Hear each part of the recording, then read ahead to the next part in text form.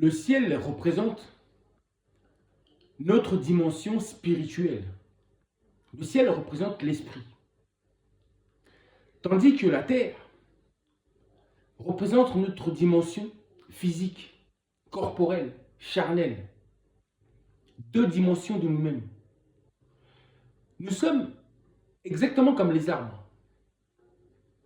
Les racines de l'arbre représentent la terre, le côté physique. Tandis que le haut de l'arbre, le sommet de l'arbre, représente justement le ciel, la partie spirituelle de l'être, qui est l'arbre. Et le milieu, le tronc, c'est tout simplement le pont entre la terre et le ciel. Raison pour laquelle, si nous nourrissons notre corps physique, nous devons aussi nourrir notre esprit, nourrir notre partie céleste. C'est très important. La recherche de la connaissance, le savoir. En faisant cela, en réalité, nous nourrissons notre esprit. La connaissance de soi-même et de tout ce qui nous entoure. Je vous ai parlé d'un arbre.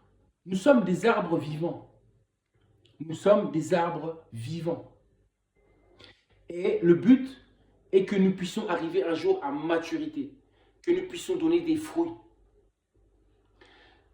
Quand je vous ai dit que nous sommes des arbres, sachez que parmi les arbres que nous sommes, il existe un très grand arbre.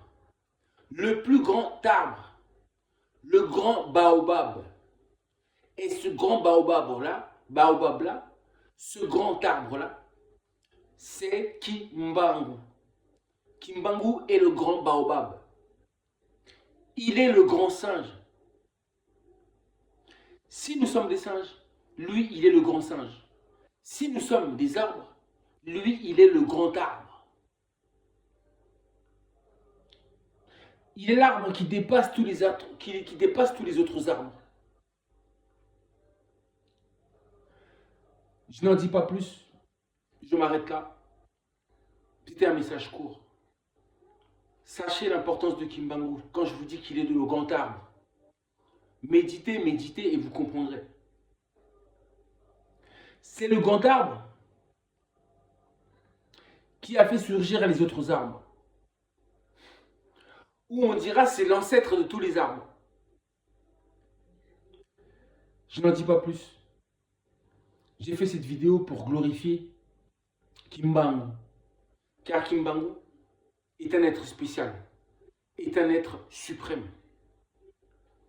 Je ne fais que témoigner pour lui, puisque je sais qu'il en vaut vraiment la peine.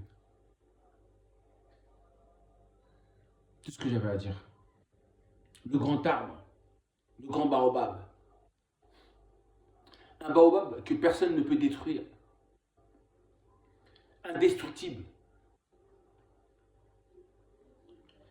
Seul face au monde, il vaincra.